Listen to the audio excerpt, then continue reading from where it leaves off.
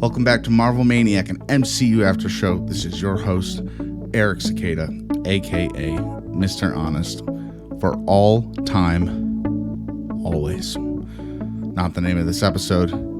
However, it's called Glorious Purpose, the name of the first episode of this series. I'm going to go into this being really honest. Maniacs, we just need to talk about this.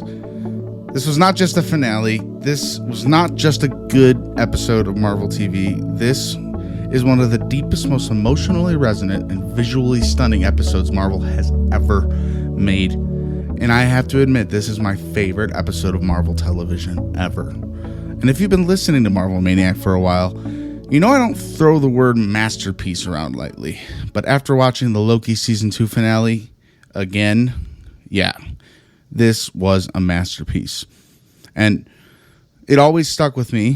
The podcast was off season when it came out last time. So I came back here and I did a recap of the whole series. Basically a full season 2 recap. That did not scratch the itch I have right now to talk about Loki, because where things are leading in the multiverse saga with Doctor Doom and no more Kang, this is the perfect time to revisit the being that's holding the multiverse together with his own two hands. If there was a chronological order for the multiverse saga, Loki season 1 and 2 would sit at the very beginning, both seasons, because it's what creates the actual multiverse that technically we've been in all along. Time is crazy and it will warp your mind, and this episode, Loki masters it.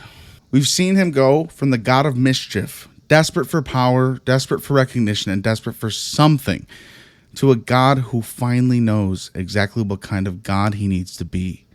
And that's not my line. That's his. I know what kind of God I need to be for you, for all of us. Centuries in the making. And literal centuries in the in universe, with Loki time-slipping and reliving moments over and over to master the Loom. And over a decade in the making for us fans who watched him evolve from Thor in 2011 to here. I know what kind of God I need to be for you, for all of us, is a line that Tom Hiddleston actually put in there as a reference to the first Thor movie before he falls and is defeated. It's an echo of how much Loki has changed and giving new meaning to glorious purpose. There's so much to love about this episode that if the runtime were even 3 hours, if it were at this pace, it would go by like one. This episode comes and goes in the blink of an eye, even though it's a 40-minute standard episode, maybe even longer. The hundreds of years, we have to talk about this. The finale quietly drops the fact that Loki spends hundreds of years, centuries, mastering the temporal loom. This isn't just a training montage. This is an eternity of persistence. And that montage, there is a montage. And it's dun dun dun dun dun. And you know that song. You know, if you watch the episode. I don't know the name of it, but it's, you know what I love about it? It makes Victor Timely's very traumatic death, in my opinion, from 2 episodes ago, and it kind of makes it a little bit comedic. Only because it's a montage of him going out there and dying and dying and dying and dying and dying. And it's not like we want him to die. We want him to get to that point hundreds of years down the line where Loki has mastered everything. And when Victor Timely steps out, fixes the loom, all that time, he walks in and he says, "Pumpkins." One of my favorite lines. Why does he say that? I have no idea. I don't know if that's something people said in the early 1900s, but he said it, and he said it with conviction.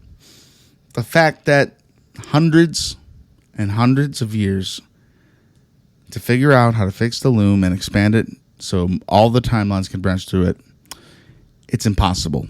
You cannot account for infinity timelines being born and living and moving. It can't be tamed at this level in this way. Oh my goodness. So think about it. Just hundreds of years of trying the same thing over and over again and failing and adapting, learning, and not for glory, not for a throne, not for applause, just for the simple, impossible goal of saving his friends and ultimately saving all of existence. I'm like blown away by this episode, even watching it for a second time. If there's a single moment in the MCU that defines true heroism, this is right up there with Tony's snap in Endgame. Except Loki's sacrifice isn't a quick dramatic gesture.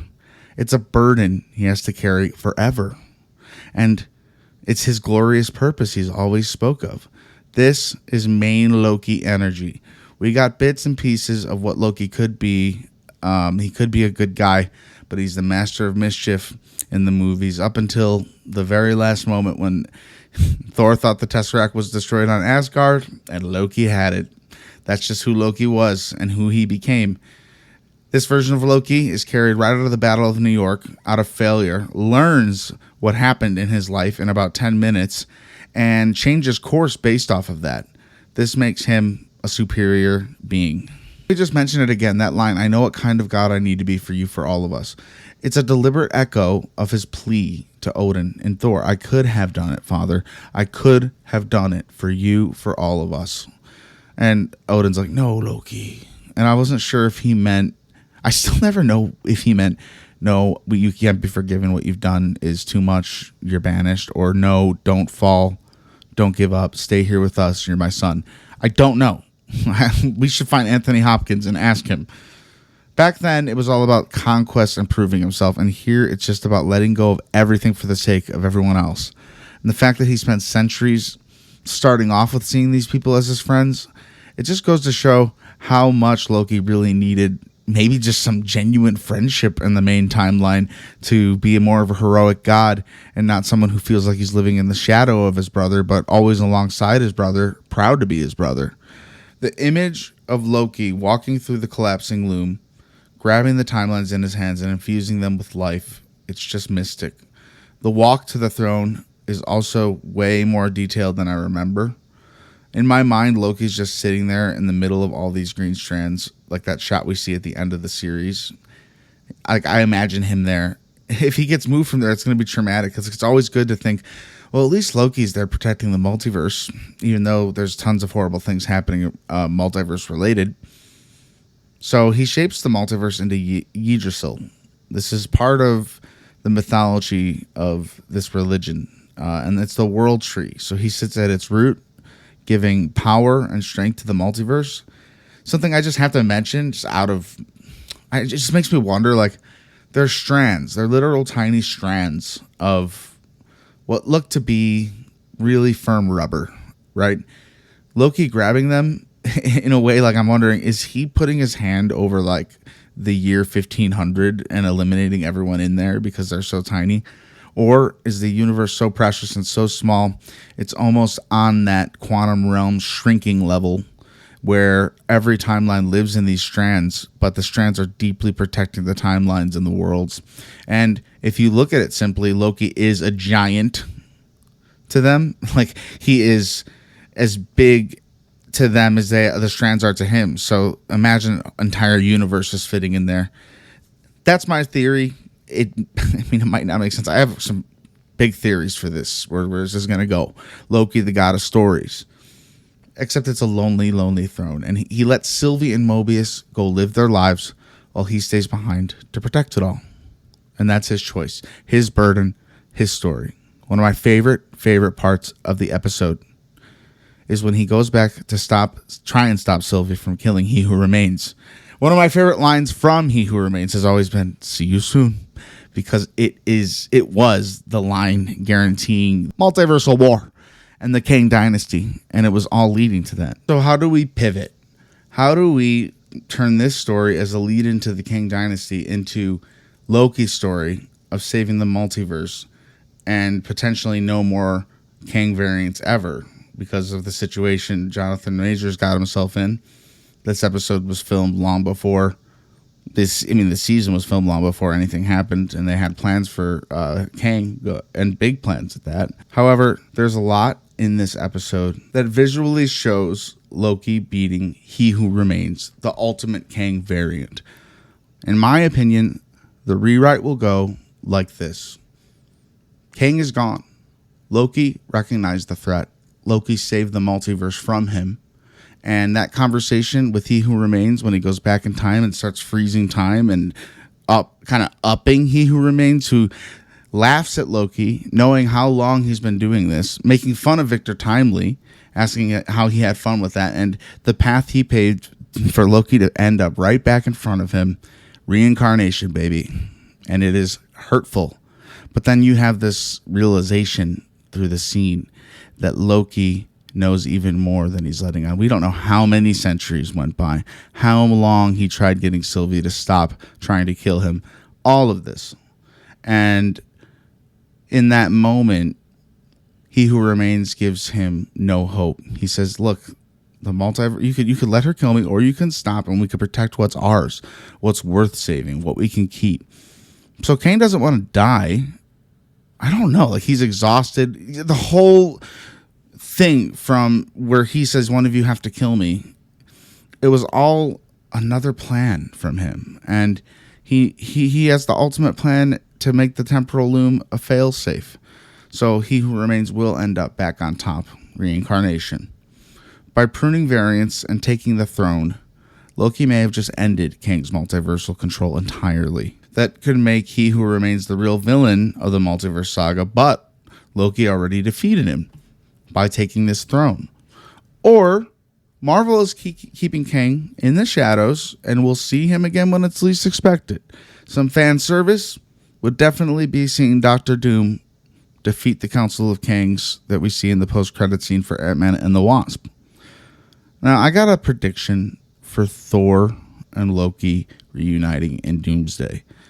But I also want to say another prediction. Loki doesn't have to actually mentally be in the center of the multiverse at all times. I mean, yes, he does in reality. But one of Loki's powers, which Loki's powers have advanced over the course of the show, lighting a sword on fire, literally pushing out green powerful magic to destroy the multiversal loom and make a throne that he was destined to sit on, glorious purpose. Loki has this ability throughout the series, we all know it, that he can duplicate himself. Well, when he's the master of the multiverse holding all strands and he has access to all the multiverse at any given time, I believe that Loki will learn to project himself into the multiverse to gather the Avengers and warn them about Doctor Doom. Something like that. And I predict Thor's return, and I predict Thor's death, okay? I predict that Thor will one day find Loki again, and in my opinion, it's going to be when he's trying to recruit people, and maybe he saves his brother for last because it's hard to face Thor, because he also can kind of see every other Thor and which one counts as his real brother. I don't think they'll get into that kind of complicated situation. What I think is going to happen is, in classic MCU fashion, it'll just be too late. Thor will die in front of Loki, a death that finally pushes Loki to actually join the Avengers. This could be towards the beginning of the movie, the shock and awe reverse opening, where it could be later, it could be at the beginning of the movie, mirroring Loki's death at the beginning of Infinity War. I don't want Thor to die, trust me, but there's going to be shock value moments, big ones. This is the end of an era. The Kang Dynasty isn't happening anymore, and Doomsday is the plan, going into Secret Wars. So I think they're going to utilize Loki's new powers in a lot of different ways. My prediction, if this thing ends in Battle World, I keep sounding to say Kang Dynasty, Doomsday, I think Loki will be the final Infinity Stone to which everyone is trying to get to save the multiverse. And what that reminds me of is Vision having the Mind Stone in his head for the very beginning, knowing, well, Thanos is going to have to get that somehow. And boy, does he. We're sitting at the middle of the multiverse knowing that there's going to be a battle world and everything's going to collapse in on each other. It gives you that similar feeling to, well, what's going to happen to Loki? Because he's kind of actually making it live. So I think he's going to be the end goal, end game. Loki, the TV show, will be the most important, maybe only necessary watch for this movie because it was so perfectly made. So yeah, he could project duplicates of himself, maybe after the Thor death, anywhere in the multiverse from his throne. So he might be getting a multiversal Avengers or something along the lines of that, or going to what used to be the Sacred Timeline 616 and recruiting the Avengers we know, including the new Avengers. And all of a sudden, I've talked about this whole episode already. Favorite moments, again, let me just highlight the montage at the beginning of the of this episode, spanning hundreds of years of Loki trying to get the temporal loom to work. Talk about determination. He's like me fixing my PC last month. I wasn't even fixing it. I was cleaning it. And if I messed up, I could have ruined it. So if I didn't have time travel, so I had to do it right. Loki trial and aired this for, I'm gonna put a guess at like close to 700-800 years is like this episode takes place. Can you believe that? Have you ever seen a TV or show that takes place over 700 years, aside from like National Geographic, How the World Formed in Pangea or something like that? This is insane.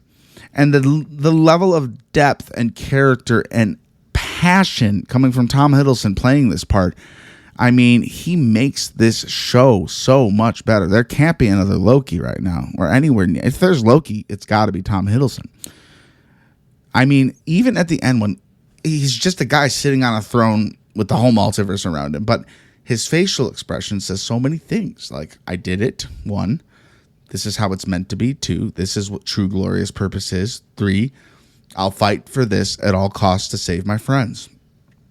It's unbelievable. And that's where we'll leave this episode for now. But I want to hear your thoughts on Loki altogether as a show. Season 1, Season 2. Did Season 2 beat Season 1? What's your favorite episode? Did it land? I think it did. MarvelManiacPod@gmail.com.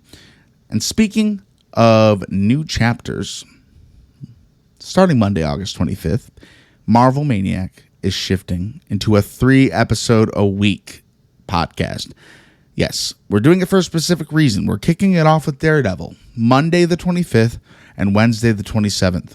And from there, we're locking in a rhythm that keeps the conversation fresh and the theories coming without burning out. So Fridays will be our movie and or extra series. If we want to get to X-Men 97 or Eyes of Wakanda, might do an episode on that. Friday will remain a movie slot, or it'll take the place of other shows like Marvel Zombies coming out in October. I'm not going to overdo this, but I just want to say Daredevil Season 2 has confirmed the return of Jessica Jones. The Punisher is confirmed for a mini-series or movie for Disney Plus, a special presentation. And now The Punisher is going to be a big part in the new Spider-Man movie next summer. This means to me a couple things. One main thing, the Netflix shows are important. And we're not going to cover every single one, but we're going to cover the ones that are officially canon. So Daredevil's starting really to get to the Punisher. I want to get through the Punisher. I want to talk about it. I want to be caught up in time for his journey on the MCU big screen. I mean, that's the biggest jump from the first one. Well, we've seen actually Daredevil in Spider-Man, but like not as Daredevil. We're going to have Punisher coming off of his journey on Netflix to a movie on Disney Plus to Spider-Man in July of next year. That's a lot of Punisher. So we're not just going to sit back and do recaps. We're going to go through the whole Netflix saga, taking out Iron Fist and Luke Cage because we don't know if they're confirmed yet. We can always come back to them later. We'll do Daredevil, we'll do all the Punishers, we'll do Jessica Jones, and we'll do the Defenders. That's why these 2 episode a week per Daredevil, per Netflix series is important to me, so we don't just sit in one show for months. And we're keeping Friday open in case you're not interested in Daredevil or the Netflix shows. Maybe you'll just want to recap. Maybe we can do one of those on the Patreon. Patreon.com/MarvelManiac. Michael Finney holding down that hero slot. You can join our wall of heroes. Just join the Patreon. Patreon.com/MarvelManiac. We release new minisodes every Saturday at 5 a.m. And I've been having a lot of fun with them. Recently, we talked about what if Captain America didn't leave Tony Stark his cell phone? Would that have changed the impact of the movie a little bit more?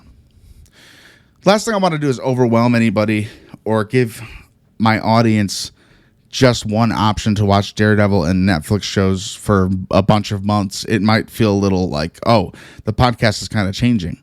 It is, but in a positive way, in a way that won't affect you that much if you really don't want to watch or follow along with these shows. I'm leaving Friday open for suggestions, movies, series that we might have missed. Definitely Marvel Zombies and anything And I'm explaining this to you in detail because you're here, and if you've been listening, you deserve to know the game plan. That's a little Ryan Trahan shout out for you. Great YouTuber there. Wouldn't it be cool to get someone like him or Haley on the show? I feel like just assume everyone knows who he is by now. I wonder if he's a Marvel fan. All right, let's reflect a little bit more. Loki's journey has gone from villain to anti-hero to savior of the multiverse. He didn't take the throne for power. He didn't save the multiverse for applause, like he would have maybe in Avengers. He did it because he finally understood his place in the story, even if it took hundreds of years. Be reminded that he already was a few hundred years old.